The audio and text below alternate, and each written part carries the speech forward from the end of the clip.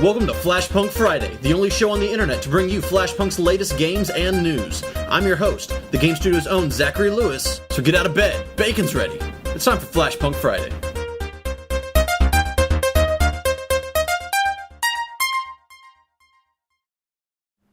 Hey everyone, it's a great week for FlashPunk. We got one, we got two, we got 3 game competitions going on, either now or just ended or all this stuff. We got a slew of brand new games. We got awesome posts in our forums. We got tweets, we got peeps, we got hopes, we got dreams. Let's get it kicked. Get ready for news! Rollpedge and Chris's Punk Week is in full effect now. We're on the second iteration of Punk Week, and the options that were chose were cloning and cooperation. So everybody's making games with FlashPunk involving both of these things, with the restriction that only green colors can be used. This is nuts. This is ridiculous. Unfortunately, Lolcats did not make it in, but I'm going to try to work with what I got, and we're going to make it happen. Punk Week. Those Canadians came up with another crazy jam. The Winnipeg folk came up with this idea of taking all these different Flash games, shoving them together, and making room after room after room of just crazy shit. And so many rooms just finished with Flixo FlashPunk or whatever Flash version you've got. Go there, play it, because shit's awesome. Like, as soon as you start playing one, then you beat it, you go to the next room, on and on and on and on. There's a bunch of awesome FlashPunk games in there, and this competition was one of the more fun competitions this week. The Global Game Jam recently finished with the theme Extinction. In 48 hours, people from 44 countries, 170 locations, and 6,500 participants created almost 1,500 games. In a single weekend, this is nuts. Some people use FlashPunk, and we're going to talk about those games in our game segment. Coming up now.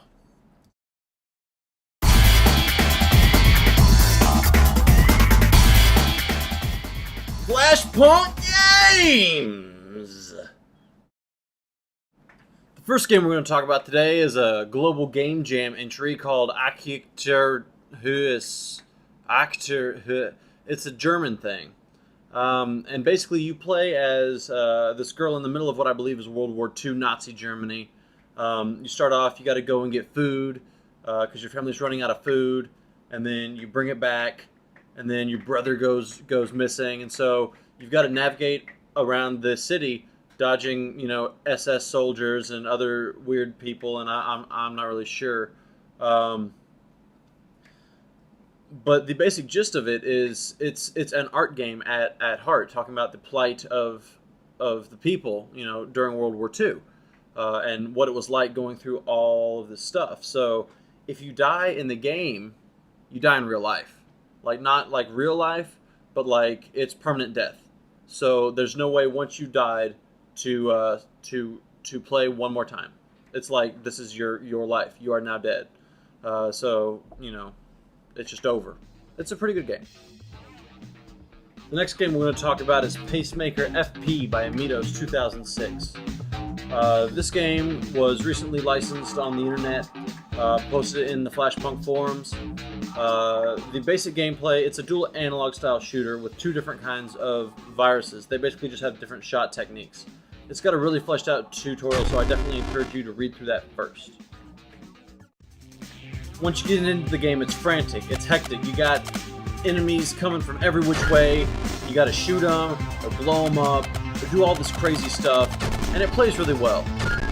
The only problem that I had with it was it has a very limited range of shots. You only have so many different angles you can shoot from. But it actually makes it more challenging and more difficult as it goes on.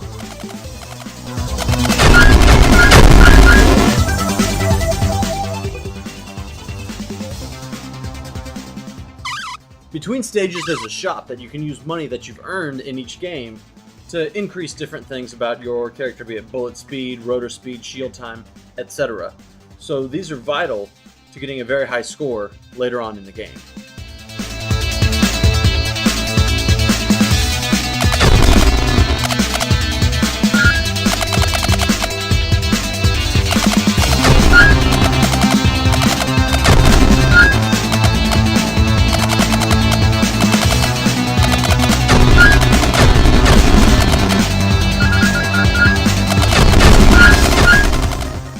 you're looking for hectic, crazy gameplay, you should check out this game.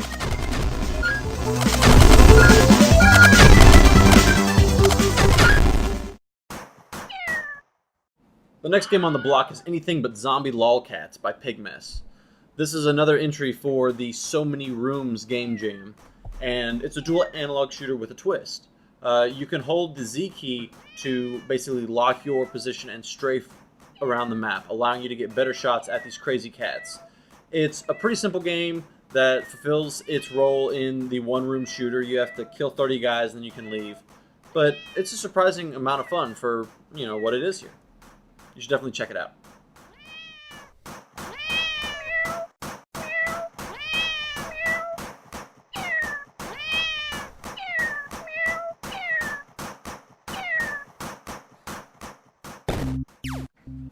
Rollpej brings us another great entry into the room jam. It's called Space Shooter Room, and it's basically what you see here. It's a side-scrolling shooter with a ton of enemies and cool particle effects and screen effects that shape the stage. The only complaint people have been having is it's too damn hard. So if you can handle hard games, then play this, because this is a solid side-scrolling shooter, and there's not much else to say other than it's a blast to play for the 30 or so seconds that it lasts. Enjoy it.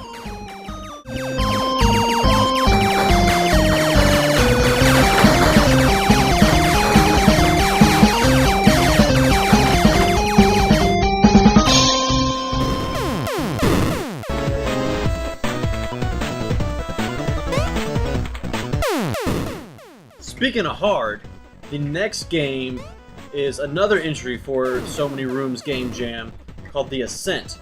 That was created by myself, Zachary Lewis, and a talented artist named Krister Seigen. I know that I brutalized that name.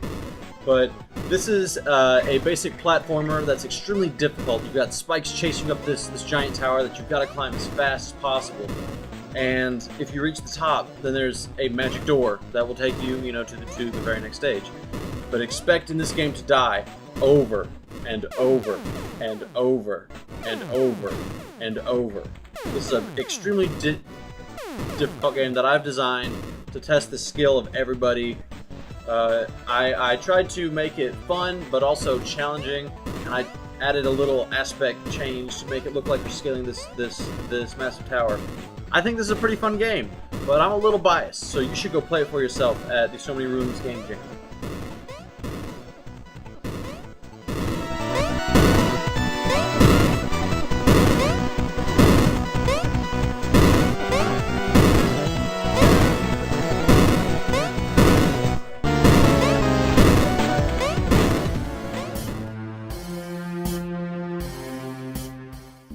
Our final game this week is a little game by Time. It's called Dromad, and it's an arena shooter with a pretty cool concept. You can switch back and forth between two weapons. You have your standard gun and your grenade launcher, and as you kill enemies, then the more enemies you kill, then the better upgraded your weapons get. Now each enemy drops souls. If you pick up those souls, then it increases your upgrade count. But if you let them collect in the center particle area, then you will get more lives, which will help especially when the fucking ghosts come and start blowing up your shit. So this is a good way to kill a good 5, 10, 20, 30 minutes if you just keep trying for the high score, because it can get extremely difficult. One gameplay aspect that I really like is that he doesn't let you shoot up and down. He fixes you to left and right, so you really have to predict and think about, what your position is going to be in order to kill the most guys. So he has just gotten this sponsored online, so he is making it happen, and I definitely recommend you go and play Dromad.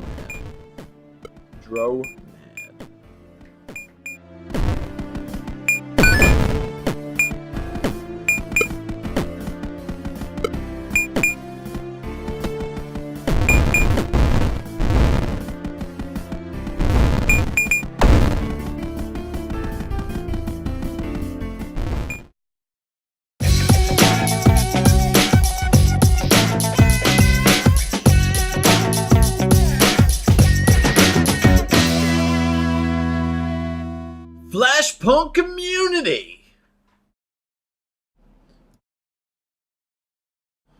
Post of this week goes to Richard Marks for writing a utility class for loading sprite definitions. This is an extremely useful class. It uses XML, and all you have to do is define all of your different sprite properties in the XML, and then it does all the code for you. It makes it super easy to create tons of awesome sprites.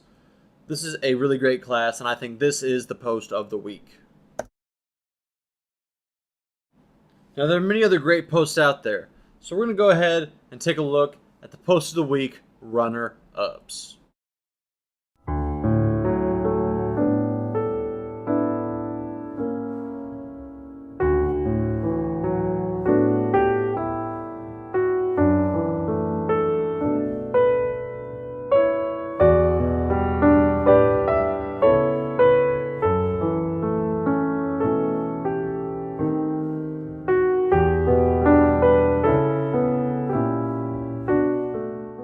And that's it, folks. That concludes the first episode of FlashPunk Fridays.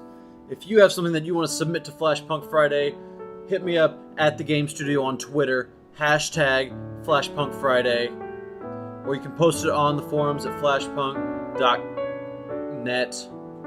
Either way, awesome. I'll see you guys next week. Stay Flash.